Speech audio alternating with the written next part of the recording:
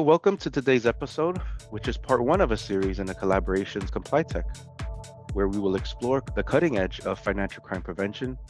I am Louis Vargas, the founder of the Network for Financial Crime Prevention, or NFCP, and I'll be your host for today's conversation. With over a decade of experience in global financial crime and sanctions operations, I've seen firsthand how technology is reshaping the way we approach compliance, and we're diving deep into one of those most transformative topics in our field, automation and agentic systems in anti-money laundering or AML.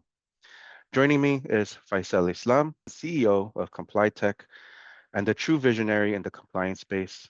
Faisal's career spans the globe, where he's not only championed compliance excellence, but also fostered high performing teams that drive innovation. His passion for integrating technology into compliance isn't just about efficiency, it's about creating a culture where learning, collaboration, and adaptability lean to meaningful change. Faisal, thank you so much for being here today. Thanks a lot, Louis, for giving me the chance to speak. I know we know each other for a while, and I've always admired your role and the support you've given to other like-minded individuals, especially in the community where you're from. I've heard great things about the NFCP, and I think I credit this all to whatever you've done as well. I actually have ex-colleagues that have told me about you even years after we've met. So I'm just as grateful to be here and speaking with you. Let's have a chat. Thank you for the kind words. So Faisal, let's start with what excites you most about the intersection of technology and compliance right now? Sure. There's actually a few things that work all together. And, we always say every day what a time it is to be alive. And it's certainly true right now. If you're a compliance officer, one thing that is true is that you have definitely a higher workload. You've got a lot more complexity that you're dealing with, right? And you're feeling the complexity, but you actually don't know why that's the case. So here's some numbers. In 2011, the average amount of money laundered around the world was roughly around 1.6 trillion. As of 2023, that amount now is 3 trillion. And the number of humans that have the human population number has only grown by 15%. Yet the total amount of money laundered has actually doubled. So why is that the case? It's only because the complexity of transactions has increased. So the types of transactions, the different types of layers, the cross-border nature, new financial instruments have entered into the space. New forms of money transfer have entered into space. So that's the overall complexity that compliance officers are facing, and that's why they're feeling very frustrated. So that's first. The second is, as an individual, as a non-compliance person walking about human, you have all of these access to information that you're getting. You're getting information from, social media in various different ways than it used to be. Traditionally used to be Facebook and Instagram. Now you're finding a lot of other different social media platforms like Discord and TikTok. So you're getting a lot of different channels of communication. And then the third is the requirements to do your job well have gone up. And what is expected of you has gone up more significantly. So we are at the intersection of these three things. One, a higher amount of complexity. Second, a significant amount of noise. And third, a higher burden and requirement. So if you think about this right now, it's basically a perfect time to build or even put towards some type of a way of thinking to remove all of that pain that a compliance officer is feeling because all of these things that are happening in his or her life on an ongoing basis. So what's exciting is not only just tools, but also the ways of how you look at your work. I think compliance officers never really stood back and thought about their work, what they do, and how they can do it better. And third is they never also were champions of their own causes. They never sort of, applauded their own accomplishments. They just sort of always were ducking and covering, but they never really found a chance to say, hey, look, I just did this really cool thing. So this is sort of some of the things I'm hoping will change as a result of the period that we're in right now. Interesting points. I agree that we don't get a lot of pats on the back, but also we're not our own champions. I think with LinkedIn, we started to see a bit of that, a bit more of showing the different, certifications we've received or, other things we're celebrating, but still we could do better at that. And here in the Nordics, they have something called the Yenta law, which doesn't allow you to kind of show they call it kind of showing off or boasting these accomplishments, but to me it's like, well, you earned it, you should be able to do that. Here in the Nordics, I think it's a bit of a battle between that kind of societal mindset, but in the rest of the world, I still think we have a ways to go. And just to kind of backtrack on what you mentioned, I think I agree with you. The complexity has increased, and that's due to also everything you mentioned, but also just technology in general, right? As technology has grown, that has introduced influx of complexity that now we're trying to grapple with as compliance officers. I really like the point about the requirements and expectations changing because upper management don't see that. They just see it as this is easy. You guys get it done. You've always made it look easy, and you'll continue to make it look easy, where they're not helping us upskill or getting the tools that we need to align or to kind of uplift us to address the complexities that we're facing today. I hope that that mindset changes because as things change, we also need more tools in our belt. That includes, like I said, training, so knowledge, but also tools to help us get there because we can't do it on our own. So thank you for highlighting that. I agree. Cool. And yeah, just to kind of continue the conversation on that. So with the increased advent of technology, we've seen a lot of promises of what's to come, right? What's the silver bullet potentially to help us in all this. So, I guess trying to dive deeper a bit into that, how do you distinguish between automation and agentic systems in AML? Because sometimes I feel like the conversation is blurred. And Yeah. in terms of how it makes sense for financial institutions. Yeah, that's a really good point. So one of the things you see nowadays in AML systems, and I think that's not going to change for a little bit until the market sort of understands, there is a very big difference between automation and what is agentic. In fact, there's also a big difference between AI and agentic, and I would categorize AI in the category of automation, and then agentic a very different type. So let's sort of like really take a very basic explanation. Imagine you need to get a task done, and that task requires 6 steps. And if you were to sequence these steps, these individual steps, so step number 2 is dependent on step 1 finishing, step number 3 to finish, have 2 finishes, and so on. And you were to sequence this out correctly, you would effectively build an automation system. That's at a basic level, that's what it is. Even an AI system that does automation essentially takes care of these steps, but algorithmically. So it's going to say, look, after one, you have step 2, but maybe after step 2, you don't have 3, you have step 3A or step 3B. And then once that's finished, it goes to 4. Then you have probably 4A, 4B, 4C, and it chooses which one to go through, and then it finally ends at step 6. So AI, what it does is that it allows to create branches depending on it, but still it's those 6 steps to finish the task. That's what automation AI is about. Agentic is a little bit different. What Agentic does is that it finishes step 1, but before going into step 2, it says, I need a lot more information, and I need a lot more feedback, whether or not I have all the preconditions to go to step 2. And what it'll do is that it'll go to step 2 after it's gotten its information. And it might choose to then stop and then go backwards and say, let's go back to step 1, because I don't think it's been met. And then it'll go back again to step 2 after. That's called reasoning. So it'll essentially evaluate its own steps every step of the way. And it may choose to go backwards into its step process. And it may even choose to recreate the steps needed to finish that task and then start it all over again. That is reasoning. And so the agentic systems are really great at that type of reasoning. The best sort of organisms that are good at reasoning are humans. Unfortunately, we're extremely slow. We're very distracted, right? And we're not very consistent. We're very corruptible.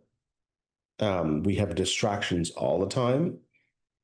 So the idea behind agentic systems was to have systems that have that type of reasonings that humans are amazing at, but filtering out a lot of the impediments, distractions that are innate with humans. What agentic systems, however, can't do is it doesn't necessarily have risk taking. So humans are very good at risk taking. So during their reasoning process, they'll say, "Look, I don't feel very good about this step, but let's take a gamble here and let's to go forward." That's, I think, missing, and I think for the most part, that's where humans are going to shine. Humans have a high tolerance for betting on things and hopefully that their decision is correct. Reasoning systems try to take the high probability approach. So that's the big difference between what's automation and agentic. Automation is a pre-planned, programmed sequence of steps to finish a task. An agentic system is a task completion mechanism where every step along the way is reasoned and evaluated and even redrafted if needed, with the end goal still of completing that task. Thank you for that breakdown. I mean, even though I'm in the field, when I think of agentic, I just think of chatbots, right? Just an automated approach to something, but it's much more than that, as you pointed out. And also understanding, right, like AI is all about automation. And early on in my career, I dealt with kind of working with decision reapplication, which is basically automating a decision, right? So where you set a threshold saying, okay, if a human makes this decision on this data set and that data set is the same, then after the human has made the same decision X amount of times, now the robot, we called it, takes over and just starts replicating that decision until something changes on the data set, and then it says, okay, now a human needs to look at it again. I think a lot of the time when we're talking about AI, because there's so many different parts of it, and it's also evolved, that it's great to have that conversation of what AI really is and what part of AI are you talking about, because it's used as a catch-all umbrella term, but there's actual different parts of it that a lot of people don't understand. So thank you for diving deeper into that, and especially now that agentic AI has been now the new kind of term thrown out there, really breaking it down for us. Absolutely. If there is a rule of thumb that compliance officers want to take is what's AI and what's agentic. AI is a machine that makes these steps and follows through. Agentic is when it has reasoning. Mm, right. So almost we have to be worried about the big brother making decisions on behalf. It's like sci-fi coming to life. Uh, all right, so let's dive into the next question I have for you. So in your experience, which AI functions today are best suited for automation and which require an agentic approach? Sure. So, at ComplyTech, we have started our agentic sort of development over the last year, and we've made quite a big progress. Um, I had a roadmap. I have a roadmap for all of the functions that an AML compliance officer would, and we've only developed roughly about sort of 10 to 15%, and our internal customers are actually using some of those right now.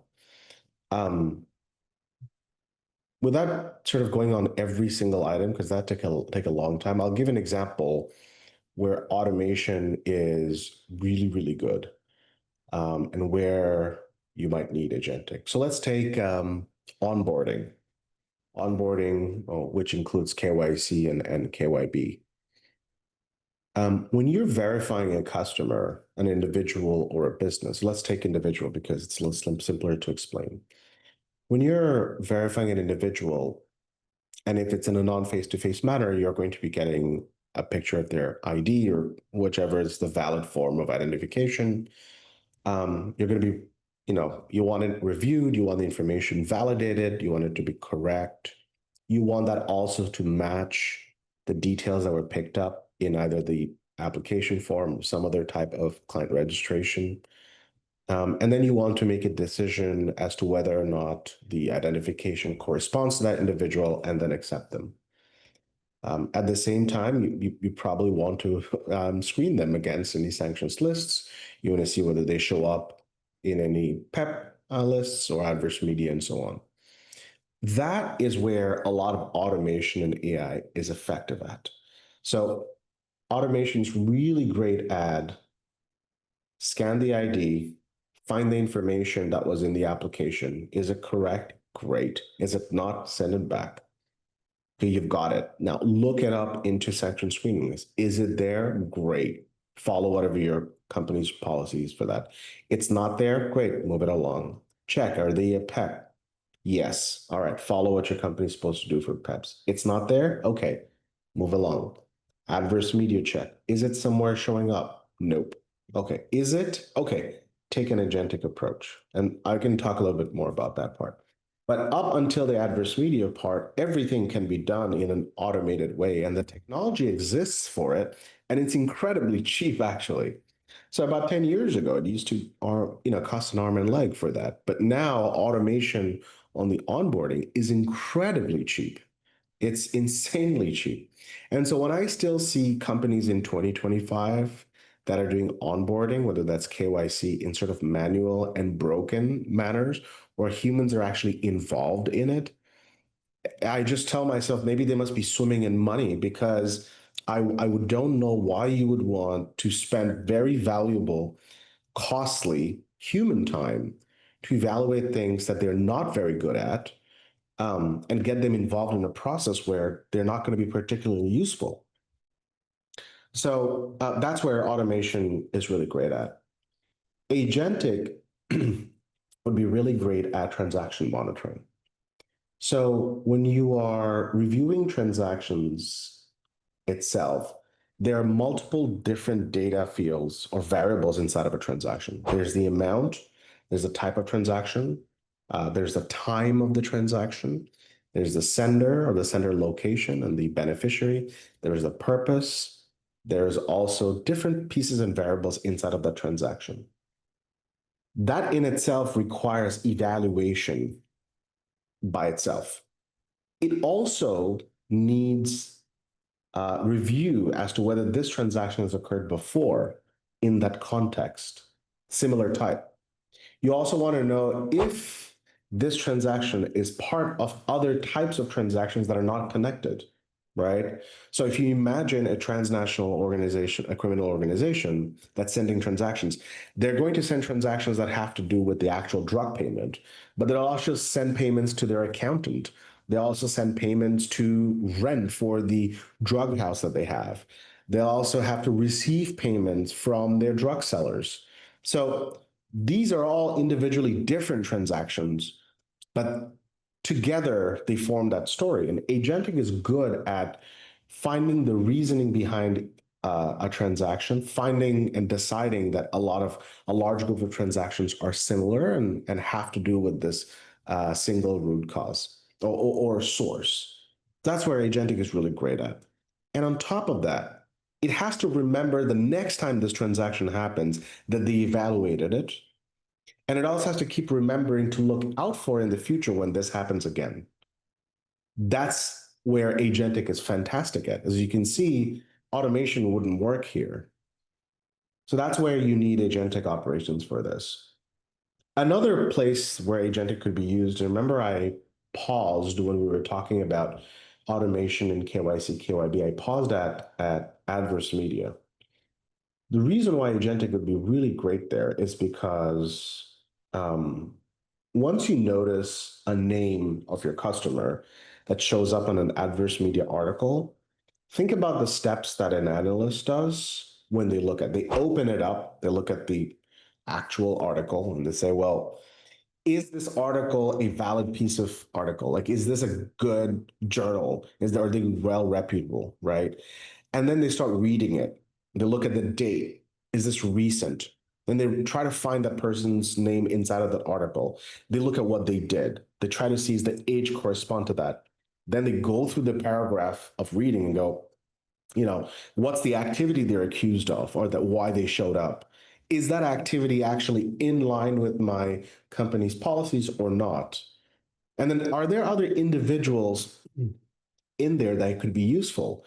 Does other customers show up in this adverse media flag for this one customer? And then what's the interaction between them? So synthesizing and reasoning on that data in adverse media is where agentic is really strong at, because it has to evaluate whether or not the data makes sense, and it might have to say, look, I did all of this. I got to restart the step again and check another adverse media flag that came on this customer. So you remember when I talked about agentic to even almost double back and say, this didn't work. Let's try another article, and then redo and re-synthesize that same reasoning process again. That's again where agentic could be very, very useful. So that's a couple of examples of difference between automation and agentic. Yeah, thank you for that. And it reminds me of a story I heard where I recently met a reformed criminal who was using, uh, he had, he made up different companies to move money around. He had, and then he would use also like the traditional banks, but then also kind of the neo banks, the more electronic banks. And then the way he would clean the money was he would move money from the account where it first received the money, and then he'll push it to the neo bank, and then pull it back or move it around the world wherever he needed to really move it. And he's like, well, it took really long time for somebody to catch on to what I was doing. And that to me is very much the automated approach that maybe we're using today to look at transaction anomalies, right? Because just because it's a company to company transfer, it doesn't mean that it's not nefarious. But I think a lot of people assume that, well, companies move money between their accounts all the time, so that means it's fine. But I think, when you have now an agentic approach, it could see more patterns behind it, and you could question it as a bank to say, well, you're moving a lot of money around. What's the reason behind it? And really get down to it. So if, a bank was using this technology, they could have found red flags a lot quicker than, our almost outdated approach of, these transaction monitoring models that we have or scenarios that we have. Yeah, you're absolutely right. In fact, what's today's approach right now? What they do is, so imagine that scenario you just referred to, Hmm. right? What an analyst does now is they'll review it and keep notes in the transaction, right? Right. Hmm. But transaction like that happens again, if only it follows the same pattern, will it show up for review? Right. And then that other analyst is going to have to look at the notes the first analyst put. And let's assume, which doesn't happen, but let's assume the Right. notes were the best notes ever. Right. There's a lot of context and evaluation that a human did during that time that's not in the notes, which is super useful for the next analyst that's reviewing the same pattern of that transaction. And that's where agentic is really good because it keeps the context and memory of that event and transaction, and it forward searches, but in the future also it also backward looks for that same context and then puts that together, which humans are not very good at doing. The only way it would work is if you had a single human reviewing all transactions, and also happens to have a perfect memory. And so that's just not possible. And that's why rule-based transaction monitoring models don't work. And I'll say it, we do have also one of our products is a rule-based transaction monitoring models because In the early, when we started ComplyTech, we were serving very small institutions who didn't require that much complexity. And so that's something that they found very useful. But as we started sort of taking on larger organizations, we noticed that this is just not possible. And even the AI-based transaction monitoring also doesn't work because it does the automation of the monitoring, but it doesn't keep context and doesn't have reasoning. And that's why agentic-based transaction monitorings are far more effective. Yeah, you're right. Super interesting. And even in sanction screening, right? The same issues that you mentioned we face, right? If we've looked at a transaction and we've made a kind of a judgment call, if we don't, and now another analyst picks it up, they might make another judgment call, right? Or they don't see your previous notes because either they forgot to look or they're under pressure and they need to get through alerts. So, and it's impossible just to have one person sitting there doing, all these reviews. So yeah, definitely using the technology that's available to us, it will definitely give us a leg up. Um, the big problem I see is just adoption. People are afraid to get into the game. Either it's because they don't want to be the first adopters or an early adopter. But I think a lot has already been done around this phase, around this technology that they should already start looking into and not be so afraid of it. But yeah, I guess as you said, it looks like people have maybe bigger budgets because they just want to keep a army of people there, but they're still making the same mistakes they have been before. Mm. Or, maybe now they're starting to finally lean toward the technology, but that takes time to really implement it and get it running efficiently. So yeah, I'll also say that the reason why compliance officers are notoriously skeptical is because we all have this sense of grandeur that apparently we're God's special children and we're the only ones that can do it. Well, that premise is completely wrong. We're just scared of it because we don't know, right? And so one of the things I want to be able to do, and thank you for allowing us, is start educating as well, to educate on the different things, because there is nothing more dangerous to the world of financial compliance than an unformed, afraid compliance officer. I mean, that is probably the most damaging thing that can happen to an institution is an uninformed and skeptical and scared compliance officer. There's virtually no value to you as an individual on a corporate level if those are sort of what you're left with. So I'm hoping to remove all of that, or at least help move that away.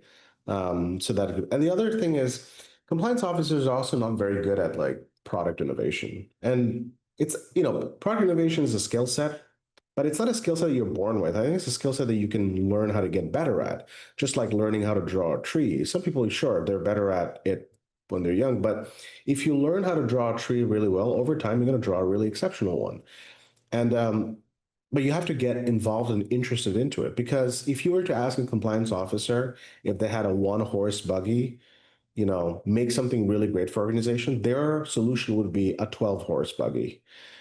They would never come up with, maybe we should build something that runs on steam and call it an automobile. That's probably better than a 12-horse buggy, right? So that type of thinking can actually be trained as the more you get involved, the more you experiment and so on. But you have to get started, because at the end of the day, you're not going to be replaced by an agentic model. You're not going to be replaced by AI. You're just going to be replaced by a compliance officer who's able to work with agentic applications. That's it.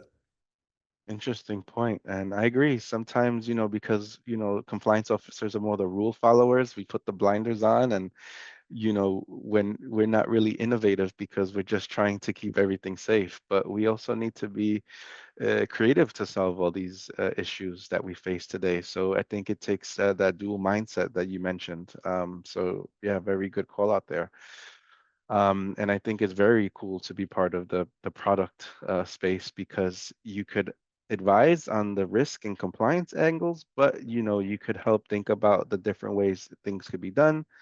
Um, but I think also then then that brings up a different issue, the three lines of defense, and if you're a first line compliance officer, second line compliance officer. But yeah, I think there's room for growth for generally compliance officers. Well, Mhm, I tell compliance officers that, look, mhm, the three lines of defense, unfortunately, is an anomaly that exists. It shouldn't exist, but it exists. right. Respect that it's there, Mhm, but don't limit yourself to that, right? right. For those of us listening, I think most of us don't actually really know where the three lines of defense model even came from. Do you, Louis? I think it just appeared, right? It just came out of It, nowhere, thin air. it didn't actually, so it's an interesting background on it. So I'll Mhm, spend a little time talking about this. Almost maybe 10 or 12 years ago, the Institute of Auditors wanted to find a way to be able to evaluate the effectiveness of the different control departments inside a financial institution. And auditors, as much as I have really great friends as that are auditors, they will self-profess that they're not the most creative person, right? I mean, they're going to admit it. And if I told them that in a room full of financial compliance people, they're the least creative people in the world, they will say, yes, you're right. I don't feel bad, but some of my best friends are auditors. But from the Institute of Auditors came this framework called the three lines of defense. And they put this towards the different senior management and regulators who loved it because regulators love frameworks, right? A lot of regulators have never actually worked in operations, but they love frameworks because it's easy to evaluate something through a framework. It's very hard to like really know what is your business model, how does it actually work, what are the things that are unique to you. That's all boring. We don't want to learn that, but we'll take a framework, we'll put you on top of it. And did you fail that? Yes, great. And we'll grade you as a result. So they loved that as a framework. It also was very easy for CEOs and operational managers to put together and divvy out a process where they said, this is the first line of defense, second line, and third line, because we can then effectively manage and evaluate it. And it became really attractive. This was never meant for compliance. It was actually an invention by the auditors that they put together. And then it ended up being the framework that everyone follows. And now officers operate with the mindset of, oh, well, I'm first line of defense, or I'm second line of defense. You're not, you're just in this sort of framework that was built by auditors. And unless you're an auditor, does that really apply to you? Is this an organizational thing? And then just people just ran with it. I do think that over time, people are going to realize that a three lines of defense mentality is actually broken and hasn't actually fixed anything. In fact, what it does is that it separates and creates divisions between compliance people more than it actually brings them together. Because first line of defense says, I will only work on this. And that's it. Second line of defense says, hey, it's not good, send it back to first line. Okay. And this is problematic. How can you have compliance people that don't work with each other? Because you've created those lines in between. Here's another difficulty. If you need tools and software, what you have first lines of defense AML buyers and second line of defense AML buyers, they don't ever buy software that is good for their organization or for upholding the AML compliance program. They buy software that fails first line of defense work. And then a separate one gets bought for second line of defense work. And what you have then is multiple different softwares that only serve this small part of the compliance and ML program. And yet criminals that are just looking to like move their money from one end to another, they all work together, but we work in lines of defenses. Why do you think money laundering is still so effective? Because our adversaries are working together and we are working in lines of division. That's what line of defense is. I would call it not the three lines of defense, but the three lines of compliance division. That's an excellent point. And it's funny, recently, I think about a month ago, I released a white paper, kind of an idea on our LinkedIn page about rethinking the three lines of defense and something I call the three lines of insight and accountability framework, which kind of builds on that, but it has more fluidity because, as you mentioned, we can't have the division that we've had in the past. We have to work more aligned. But very little comments on it. So I think it's really rocking the boat because nobody wants to touch it. But I agree with you Mm. because the way it works right now, there's still just a lot of pointing fingers and things fall through the cracks. And the criminals, as you mentioned, they learn from each other and they're still figuring out ways to do things, move money around, and we're always playing catch up, no matter what technology we have. So that's maybe one of the main things to walk away with. It's that I always like to say is we got to start the fundamentals, right? And one of the fundamental things is this kind of setup. So to really get it right is not just about getting your data right, but also figuring out the right framework to actually get it right. Cool. So, moving on, I'm just curious, based on everything we discussed and how, agentic could kind of help here and automation could kind of help, but what level of autonomy is acceptable in your mind before human sign off is required? Great question. It's actually a great question that has a very easy answer. Where do you have the highest risk of ruin? So the risk of ruin is that getting it wrong is disproportionately disadvantage to you. So if you get one identification KYC wrong, what's the effect? If you get a sanction screening wrong, what's the effect? Right? So that's where I would say you take a look at all of your compliance functions and see which ones have a margin of error that's tolerable and which ones are not. And the ones there is no toleration, there is no tolerance for margin of error, just apply human sign off there. Everything else can either be automated or be agentic. And that's how you do it. And the reason I'm not pinpointing on a single one is because for some companies, it's very different. For some companies, maybe KYC is getting a single KYC wrong has a high risk of ruin. And then some it's not. So I don't want to pinpoint a single one because it obviously depends on every company, but just look across all of your AML compliance tasks, which one has the highest risk of ruin, rank order them. Top three only have human sign off. Everything else put on automated or agentic. And unfortunately, compliance officers are allowing or assuming that there's a risk of ruin on getting everything on everything itself. No, if if you're a low risk company that only operates in low risk transactions, getting one KYC wrong without human sign off is actually pretty okay. I don't understand why there's this trending to zero error. In fact, if you get it wrong, you get to learn a little bit more about what is it you got wrong. So actually, I would say I would encourage to allow some errors in where there is no risk of ruin. And then where you have a high risk of ruin, that's where you allow, where you put in human sign off itself. Yeah, I agree. It has a lot to do with the risk tolerance of the institution. And they have to really think about, like you said, the rate of ruin or risk of ruin, and then kind of make that plan. But it can't be everything, as you said. We have, and also what the technology is really good at is keeping a log of everything the technology is doing. So if there's something does go wrong, you could go back. You have the log and kind of the flow of what happened, and you can make adjustments. And if a regulator happens to pick up on that one case, you could say, yeah, okay, we see where we're wrong, because we're doing periodic reviews on what the technology is doing, and we've made a correction or we've tweaked it and whatnot.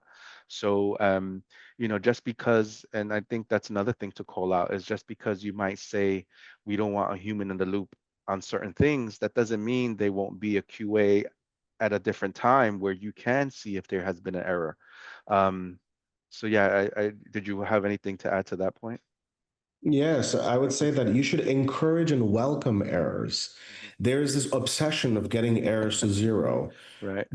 If you were able to catalog all the different tasks where the risk of ruin is very low, experiment, allow yourself to make mistakes. It's Mhm. completely okay and fine.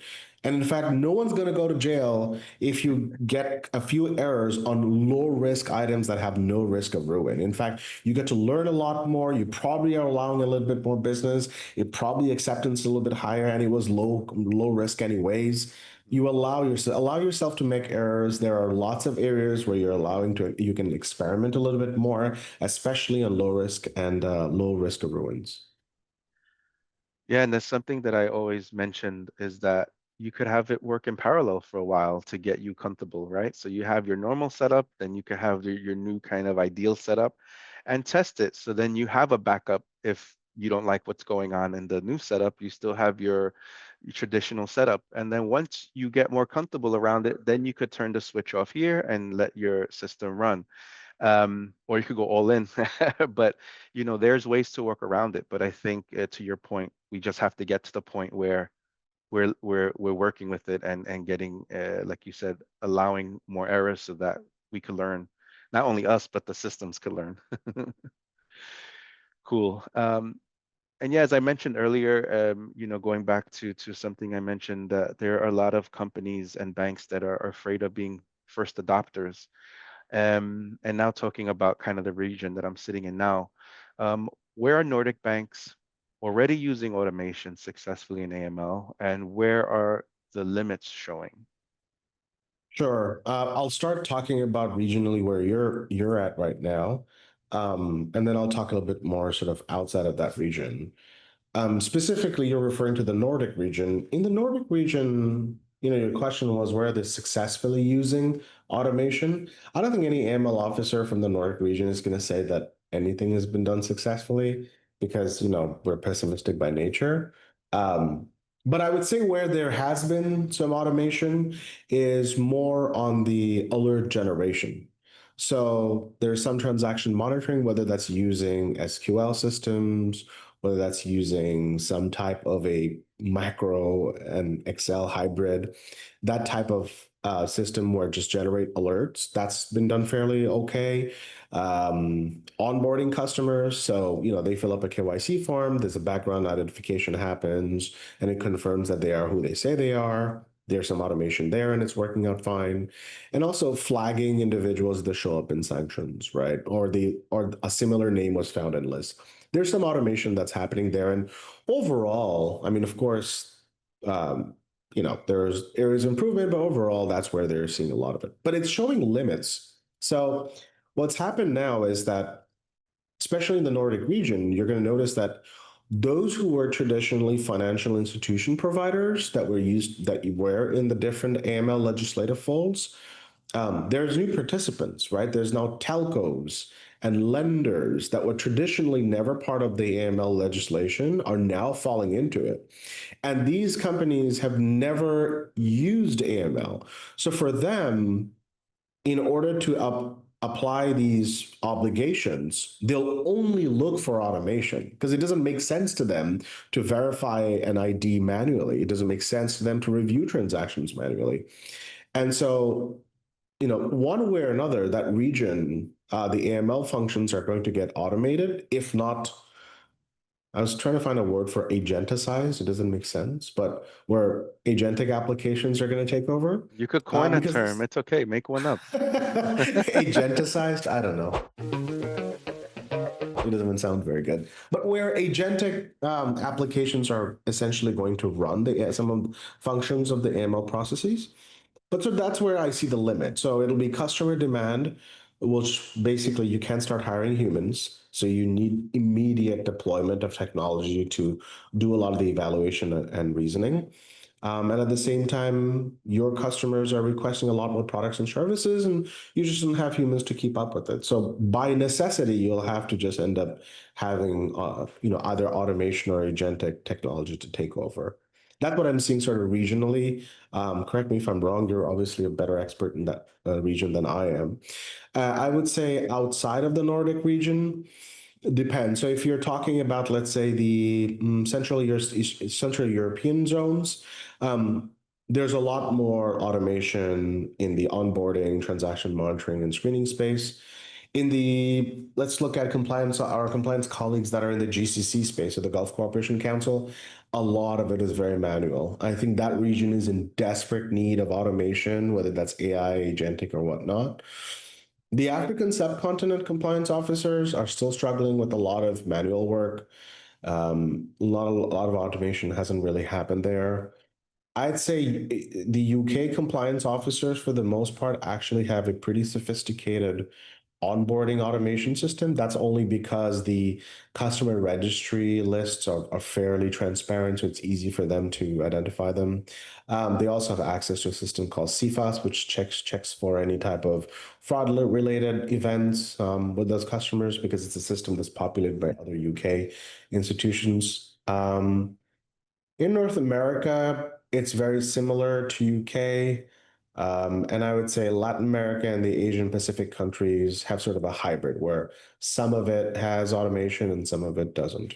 If I was to sort of say which countries have the highest amount of automation, in my experience, our Dutch compliance officers actually get to enjoy quite a bit of automation, a lot more. I don't know whether it's the Dutch mentality of making sure everything being accountable and efficient. But there is largely a need for automation or agentic application across all regions as a whole. No, thank you for that oversight. I agree with everything you said. That's kind of the lens that I see it in. With the Nordics, I think they're slowly adopting now, where the level of automation I was working with in the US, when I first started my career 10, 11 years ago, I think now we're starting to get there in the Nordics. So a bit of a delay, but moving in that direction. But yeah, your assessment of the UK and the US, I think they are the front runners with a lot of this technology and at least utilizing automation. I wouldn't say utilizing agentic AI, but at least automation. Yes, that's something that they've been using for quite some time and got really good at. Yeah, also interesting to hear the Dutch point. I didn't realize that they were kind of maybe some front runners in that point. I'll tell you this much. The reason why you have sort of the US compliance officers and UK ones have access to a lot more automation in AML than others, obviously it has to do with buying power. So they have a higher purchasing power. The budget's a little bit bigger. But the one thing I think compliance officers are forgetting is AML technology is getting cheaper and cheaper and cheaper, like really cheap now. In fact, all the tools exist to actually build your own agentic AML stack. And one day we're going to do a little favor to the community and have a full guide on how to build your own little on-premise infrastructure for AML agentic work. It's actually really cheap, and it's getting cheaper and cheaper and cheaper, especially if you're a small firm. All the tools, education is there to build your own agentic AML technology stack. It's not at all in the realm of impossibility. It's very much able, and that tech is getting cheaper and cheaper. The one thing that frustrates me, and I don't want to mention any logos or any other company names that are in the AML tech space, but like I used to be a buyer because my previous career was as a compliance officer, and I know some of these logos and I use them. It's interesting now that we compete with them, but I remember when I used to buy some of their tech, because I didn't know technology at all. Um, it used to be a really tough thing to like want to pay that money for that, right? But you always assume technology is expensive. Do you know, like 10 years later, their prices haven't changed and technology's gotten cheaper, right? And by the way, their tech stack hasn't really changed either. Their tech stack is still the same for the most part, maybe an improvement by 10-15% in efficiency, but the tech itself has still stayed the same, but the prices also have stayed the same, yet technology is cheaper. So I think what's happened is a lot of the executives in those companies don't want to keep losing their margin and are convincing compliance officers that AML technology is still expensive. And unfortunately, because they have that logo and brand that have existed for a while, compliance officers are just taking it really, lying down, saying, "Well, of course it's expensive. Right. I mean, I know that logo, right? Look at their booth. Yeah, the reason they've got this super large, giant booth is because you've been paying a lot of money than needed, right? The Exactly. reason why these companies, the ML tech companies, have such high profits is because you've been paying them more than it's actually worth. And by the way, money laundering in terms hasn't gone down. So at some point, you have to sort of ask your question as to whether technology to build what you need is actually that expensive. That's so true. I mean, the big names for a long time have not innovated because they didn't have to. They just worked off of their name brand. We trust name brands, right? We go for the name that is, the flavor of the month. So I think the same thing applies to the technology we use. And that's why I applaud the newcomers the new fintechs, the new regtechs. And that's why I'm also very happy to be doing this discussion with you, because you're pushing the old guard to really rethink what they're doing. And I think having different options gives the compliance officer, well, a fighting chance to get it right, because now they have other options and not just relying on the name. And sometimes they do it because they feel the regulator would say, oh, well, the regulator is comfortable with that name. They'll get off my back because I'm using a name they're used to. But from what I've been seeing over the last few years, that's not as strong as a business case as it used to be. Now they're really looking for a tech provider that would really be a partner and help them get it right. Well, let's get a couple of things straight. First of all, a regulator is not allowed to applaud, No, advise, yeah, or be you're right. okay with any vendor that you pick. I And know. if Yeah. you ever get the indication in some way that a regulator is sort of biasing themselves towards a tech product, you immediately have the strongest weapon to sue them, right? Because Right. they are forbidden to show any bias at all. And if you feel that there is a bias, you need to speak up about it, right? Because it's a complete injustice to the public if that happens. That's one. Right. Hmm. Second, if you're a compliance officer that says that you don't go by the trend, that you evaluate in a very holistic way, that you deep dive, then don't be subject to marketing and brand recognition, because that's against what you just talked about yourself. And also, like, part of the I guess the procurement process, sometimes you trust the people who work in procurement to kind of reach out to the tech partners, and who they're reaching out to, the people that they've heard of before, right? They're not really digging deep into say, okay, who's new out there, who's doing new things, who can really help us. So I think the whole system needs to kind of catch up to these times. Agreed. Yeah. All right. Going back to our conversation on agentic, if you had one agent today, which task buys back the most analyst hours? Great question. Um, Even though I don't like the term first line of defense, second line of defense, but because it's a frame of reference that's known to everybody, I'm going to use those. I think the main area right now, as of today, which buys back the most amount of hours, and I want to be very careful how I word this because there is buying back analyst hours, but there's also the other part, which is buying back, confidence in the work. So I'm not referring to confidence in work. I'll just really talk about buying back analyst hours, just time. Would be first line of defense work. Anything that has to do with first line of defense work. And more specifically, screening. So sanction screening, PEP detection, adverse media review, right?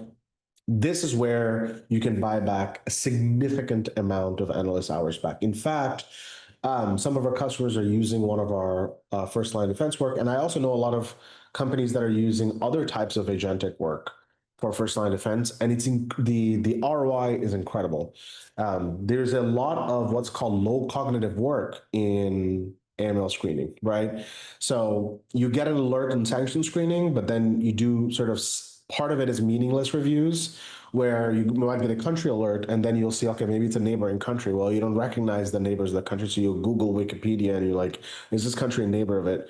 That's not a human should not do that, right? There's like really good tools to be able to do this. Or you look at a picture, sort of, you see an alert shows up that the customer's ID or the picture showed that was similar to what was in a sanctions bucket with pictures, and you're visually checking to see they're not. Again, that's not something you should be doing. This is something a tool is really better at. These types of things is where you can buy back a lot of work. Adverse media, like adverse media review, where you're reading an article, checking the context, detecting others.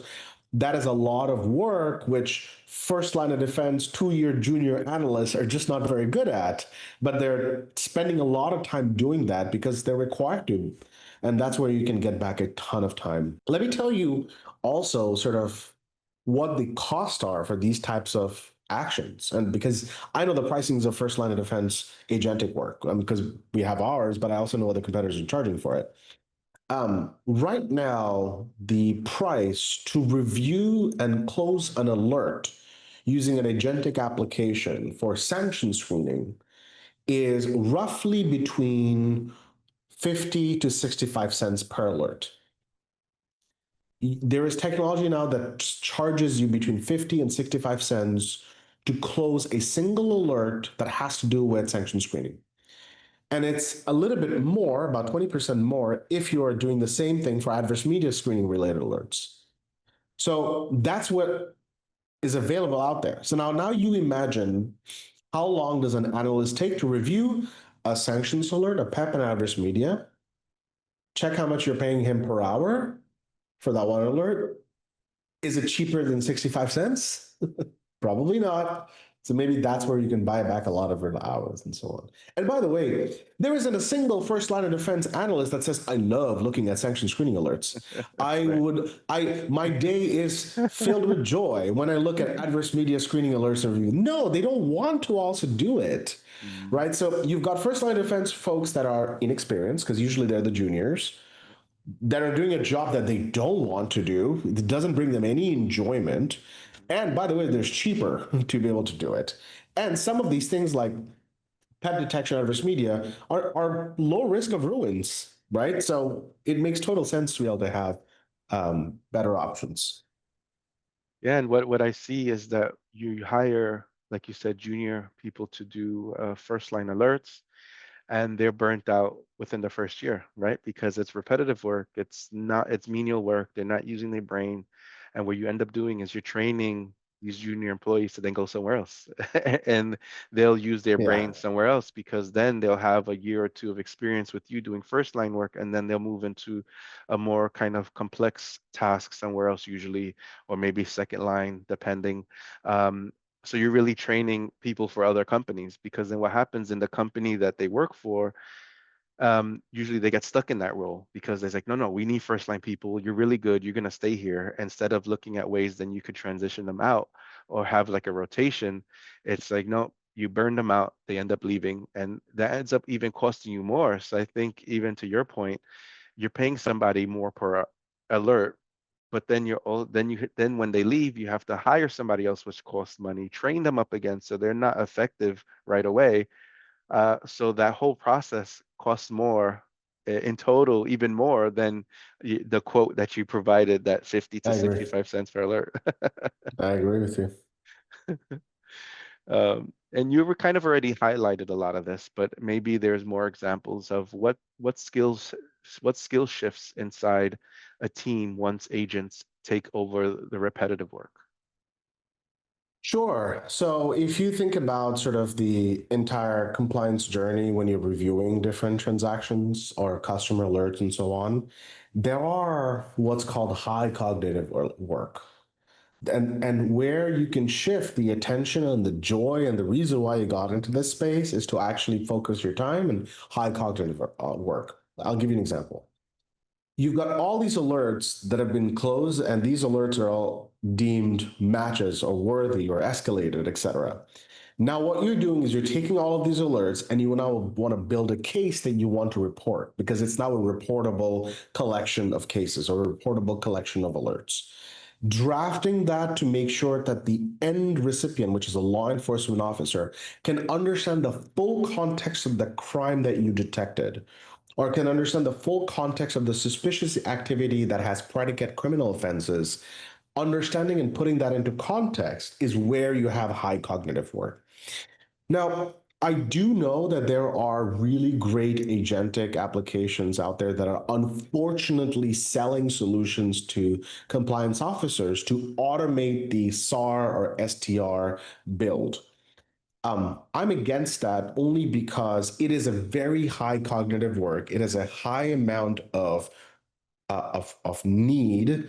It essentially is like drafting a police report at the end of the day. It's just as good, right? You're just doing it in institutional form. You want that to be well known, thought out, reviewed, and make sure that it's correct. Because you also want to make sure that it doesn't include information that shouldn't be there. You also want to make sure that it has all the information that should be there. And you also want to make sure that it relates to a suspicious activity, that it's going to get the right type of urgency, that is written correctly, and so on. That requires a high amount of high cognitive work, and that's where you can focus a lot of your time. But even before that, once you've had an agent that closes all the alerts or flags up the ones for needed, now you've got all this collection of alerts. that comes into a case for you to review. This is high cognitive work. This is where you're like, all right, it's given me 6 different alerts now out of the million transactions that went. What's the picture it's trying to tell me? Okay, at one first, it looks like this is like a innocuous case, but I'm also getting the idea by looking at the collection of cases, this might have to do with human trafficking. Okay, so what do I need to do to find out if it's human trafficking or not? Because all of these collection of alerts is telling me this. Now you want to take a closer look into it because lives are on the line in these types of situations. You don't want automation for this. You want a human to be able to judge, especially on on criminal offenses like murder or drug trafficking or human trafficking. You do want a human to have that context when they're reviewing the collection of alerts, and really put a proper case together. And then once it's done, you want them involved in drafting that SAR and SDR. That's how you have really proactive intelligence, really proactive compliance. And the compliance officer feels excited to come to work every day because they know that every single SAR they filed and every single case they looked at was meaningful because it had some positive impact that day. Yeah, makes sense. But what evidence would you think would convince a supervisor that agentic controls are safer than manual playbooks?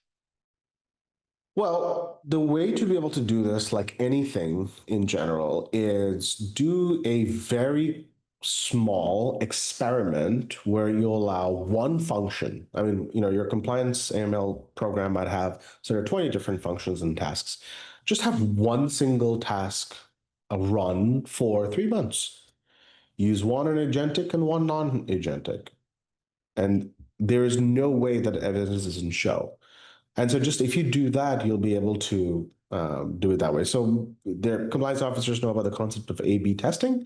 This is concurrent testing, where you just have one single function go on an agentic journey, and then you just review the data. I'll tell you an interesting story about ours.